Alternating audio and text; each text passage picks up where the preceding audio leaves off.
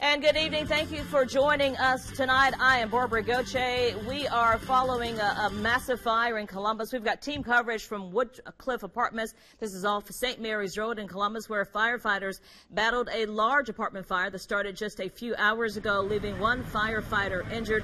Dozens of families out in the cold tonight. Our own Georgia Lees and Brandon Etheridge are live on the scene, gathering as much information as possible. News Center 9 and our Georgia Lees was first on the scene of the apartment fire in Georgia. We want to start with you. So what can you tell us tonight about the fire? Is it out? Is it contained at this point? Barbara, I'm here at Woodcliff Apartments right off of St. Mary's Road and 185, located right next door to Fire Station 4, which did help firefighters get here quickly and get that fire put out. If you take a look here behind me, I'm going to move out the way so you can see dozens of firefighters are still here on the scene. And at this point, it looks like they're canvassing the apartment buildings that were damaged, trying to ensure that no one was left inside there. Chief Lang tells us 18 units were affected, leaving about 75 people without homes. When we arrived on the scene around 4 this afternoon, firefighters were putting out flames. Many of the residents tell us that they saw the fire spread from behind the building before moving into the front. Chief Lang says that by the time firefighters noticed that there was a fire just right next door, the fire had already moved all the way to the attic of the apartment building. And Barbara, you did mention that there was a firefighter who was injured. Chief Lang says that a piece of sheetrock fell on that firefighter, so he was taken to the hospital, but he is expected to be okay. A 17-year-old junior from Columbus High School who lives in this apartment building with his father told us that he was glad he was able to make it out safely before the roof of his apartment collapsed.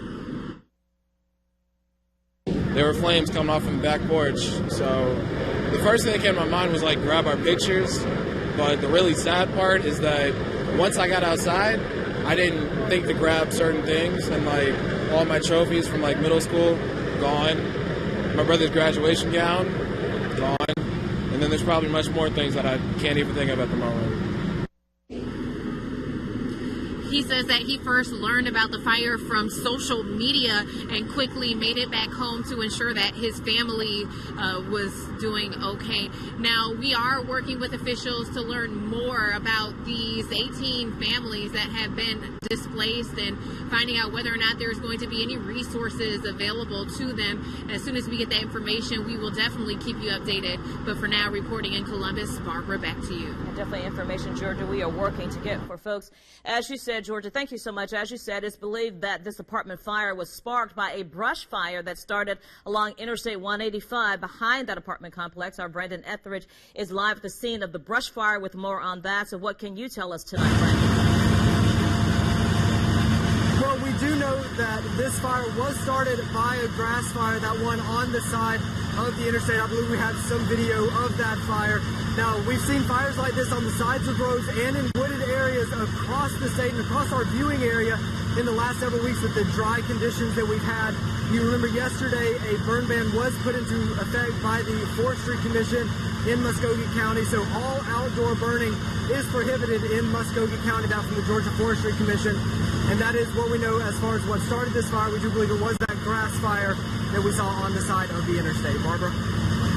All right, Brandon Etheridge, they're live on the scene as well. Now, you may recall the Columbus Fire Department announced a burn ban for Muskogee County yesterday because of the extremely dry conditions. Fire Marshal Ricky Shores tells us the ban was in place because of several recent grass fires happening all across the valley, aggravated by this ongoing drought. Now, outdoor burning is banned across the county, and it includes small open recreational fire pits and campfires. At this time, the ban does not include outdoor fireplaces.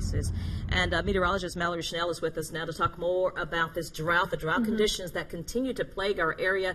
And as we see, there appears that a brush fire caused this massive apartment fires, so people have to be extremely careful. Very, very careful, because even one flame, even one spark can really ignite so much due to these dry conditions. You can see this is the latest drought monitor showing all of these reds in the Chattahoochee Valley. That is the extreme to exceptional drought. Those are the highest categories on the drought monitor and the driest categories on the drought monitor. And the drought really just continuing to worsen across the Chattahoochee Valley due to those drier conditions that move through this weekend, those gusty winds, those dry dew points. So it's really been 35 days without rainfall here in the valley. So. And are we talking about, I know there's some chances coming up in we the do next have a several few days. chances Thanksgiving week, so we're really holding on to that. Now, if we pull up some of the numbers that we've been seeing for the last several months, you can see here the last 35 days, no measurable rainfall in the Chattahoochee Valley. The last 81 days, just a little over 1.5 inches of rain. And as far as the yearly totals go, well, we're 12 inches below the average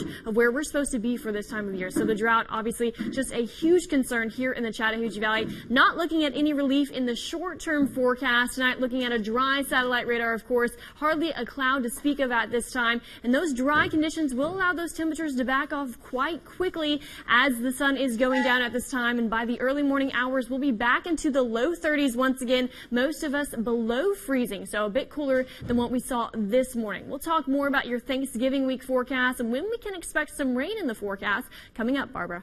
All right, Mallory, thank you. And for the latest details on this apartment fire in Columbus, be sure to head over to our website, WTVM.com, and our mobile web. There you will also find more information on the burn ban in place in Muskogee County and Georgia, as well as across the state of Alabama. We'll check back in with our crews in just a little bit for an update on this fire. Well, what some call